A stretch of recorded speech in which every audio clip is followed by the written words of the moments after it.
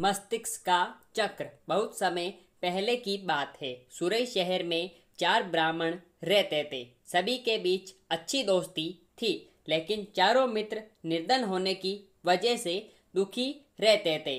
गरीबी की वजह से, सभी लोगों से अपमान सहने की वजह से चारों ब्राह्मण शहर से चले जाते हैं। सभी दोस्त आपस में बात करने लगे कि पैसे न होने की वजह से उनके अपनों ने उन्हें छोड़ दिया, घर में ही बेगाने हो जाते हैं। इस बात पर चर्चा करते हुए उन सब ने दूसरे राज्य जाने और वहां भी बात न बनने पर विदेश जाने का फैसला लिया। यह निर्णय लेने के बाद सभी यात्रा पर निकल पड़े। चलते चलते उन्हें बहुत प्यास लगने लगी, तो वो पास ही शिप्रा नदी में जाकर पानी पीने लगे। पानी पीने के बाद सभी नदी में नहाए और आगे की ओर निकल पड़े। कुछ दूर चलने पर उन्हें एक जटाधारी योगी दिखा। ब्राह्मणों को यूं यात्रा करते हुए देखकर योगी ने उन्हें अपने आश्रम आकर थोड़ी देर आराम करने और कुछ खाने का न्योता दिया। ब्राह्मण खुश होकर योगी के आश्रम चले गए। वहां उनके आराम करने के बाद योगी ने ब्राह्मणों से उनकी यात्रा का कारण पूछा। ब्राह्मणों ने अपनी पूरी कहानी सुना दी और कहा कि योगी महाराज गरीबों का कोई नहीं होता, इसलिए वो तीनों धन कमाकर बलवान बनना चाहते हैं। उनका निश्चय देखकर योगी भैरवनाथ बहुत खुश हुए। तब ब्राह्मणों ने उनसे धन कमाने का कोई रास्ता दिखाने का आग्रह किया। योगी के पास तप का बल था, जिसका इस्तेमाल करके उसने एक दिव्य दीपक उत्पन्न किया। भैरवनाथ ने उन ब्राह्मणों को हाथ में दीपक लेकर हिमालय पर्वत की ओर बढ़ने को कहा। योगी ने बताया कि हिमालय की तरफ जाते समय ये दीपक जिस जगह गिरेगा तुम वहां खुदाई करना, वहां तुम्हें बहुत धन मिलेगा। खुदाई के बाद जो भी मिले उसे लेकर घर लौट जाना। हाथ में दीपक लेकर सभी ब्राह्मण योगी के कहे अनुसार हिमालय की ओर निकल पड़े। बहुत दूर निकलने के बाद एक जगह दीपक गिर गया। वहां ब्राह्मणों ने खुदाई शुरू की। खोदते खोदते उन्हें उस जमीन में तांबे की खान मिली। तांबे की खान देखकर ब्राह्मण बहुत खुश हुए। तभी एक ब्राह्मण ने कहा, हमारी गरीबी मिटाने के लिए ये तांबे की खान काफी नहीं है। अगर यहाँ तांबा है तो आगे और बहुत कीमती खजाना होगा। उस ब्राह्मण की बात सुनकर उसके साथ 2 ब्राह्मण आगे बढ़ गए और एक ब्राह्मण उस खान से तांबा लेकर अपने घर लौट गया।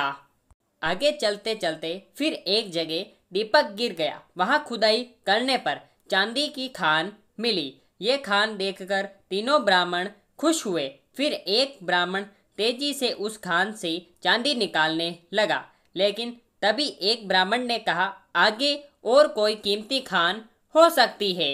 यह सोचकर 2 ब्राह्मण आगे निकल गए और एक ब्राह्मण उस चांदी की खान को लेकर घर लौट गया। फिर आगे चलते चलते एक जगह दीपक गिरा जहां सोने की खान थी। सोने की खान देखने के बाद भी एक ब्राह्मण के मन का लोभ खत्म नहीं हुआ। उसने दूसरे ब्राह्मण से आगे की ओर चलने को कहा, लेकिन उसने मना कर दिया। गुस्से में लोभी ब्राह्मण ने कहा, पहले तांबे की खान मिली, फिर चांदी की और अब सोने की। सोचो आगे और कितना कीमती खजाना होगा। उस लोभी ब्राह्मण की बात को अनसुना करते हुए उस ब्राह्मण ने सोने की खान को निकाला और कहा, तुम्हें आगे जाना है तो जाओ, लेकिन मेरे लिए ये काफी है। इतना कहकर वो सोना लेकर घर चला गया। तभी वो लोभी ब्राह्मण दीपक हाथ में लेकर आगे चलने लगा। आगे का रास्ता बहुत कांटों भरा था। कांटों भरा रास्ता खत्म होने के बाद बर्फीला रास्ता शुरू हो गया।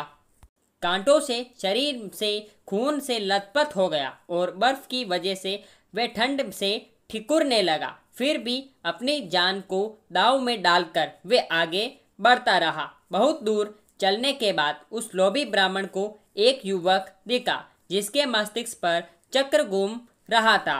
युवक के सिर पर चक्र को घूमता देख उस लोभी ब्राह्मण को बड़ी हैरानी हुई। लोभी ब्राह्मण काफी दूर तक चल चुका था, इसलिए उसे प्यास भी लग रही थी। उसने चक्र वाले व्यक्ति से पूछा, तुम्हारे सिर पर ये चक्र कैसा और क्यों घूम रहा है, और यहाँ पीने के लिए पानी कहाँ मिलेगा? इतना पूछते ही उस व्यक्ति के सिर से चक्र निकल गया और लोभी ब्राह्मण के मस्तिष्क पर चक्र लग गया। हैरानी और दर्द से तड़पते हुए ब्राह्मण ने उससे पूछा, यह चक्र मेरे सिर पर क्यों लगा? अजनबी युवक ने बताया, सालों पहले मैं भी धन के लालच में यहाँ तक पहुँचा था।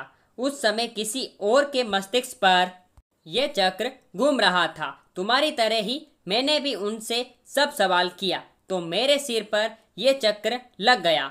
तब उस ब्राह्मण ने पूछा कि अब मुझे कब इससे मुक्ति मिलेगी? इस पर युवक ने कहा, जब तुम्हारी तरह कोई धन के लालच में यहाँ तक पहुँचेगा और चक्र को लेकर सवाल करेगा, तब यह चक्र तुम्हारे सिर से निकलकर उसके मस्तिष्क पर लग जाएगा। फिर ब्राह्मण ने कहा कि ऐसा होने में कितना समय लग सकता है? इस सवाल का जवाब देते हुए युवक ने कहा, मैं राजा राम के काल से यहाँ हूँ, लेकिन मुझे पता नहीं कि अभी कौन सा युग चल रहा है। तुम इसी से अंदाजा लगा सकते हो कि कितना समय लग सकता है। इतना बताकर वो युवक वहाँ से चला गया और ब्राह्मण मन ही मन बहुत दुख हुआ और चक्र के घूमने से हो रहे दर्द से उसके आंसू निकलने लगे। मोरल ऑफ द स्टोरी, कहानी से सीख, लालच हमेशा व्यक्ति को कष्ट और मुश्किल में डाल देता है, इसलिए हमें जितना मिलता है उसी में संतोष करना चाहिए और हर अवस्था में रहते हुए खुशी खुशी जीवन जीना चाहिए। तो मेरे प्यारे भाइयों और बहनों, आपको आज की हमारी कहानी आपको कैसी लगी आप हमें नीचे कमेंट बॉक्स में बता सकते हैं। साथ ही साथ ऐसी ही धमाकेदार एंड मज़ेदार मोरल स्टोरीज के लिए आप हमारे चैनल को सब्सक्राइब करके बेल आइकन जरूर प्रेस करें ताकि हमारी ऐसी वीडियोस की सब नोटिफिकेशन सबसे पहले आप तक पहुंच सके जैसे हम उस वीडियो को अपलोड करें। फिर मिलेंगे ऐसी धमाकेदार स्टोरी के साथ, तब तक के लिए गुड बाय। जय हिंद, जय भारत। Thanks for watching.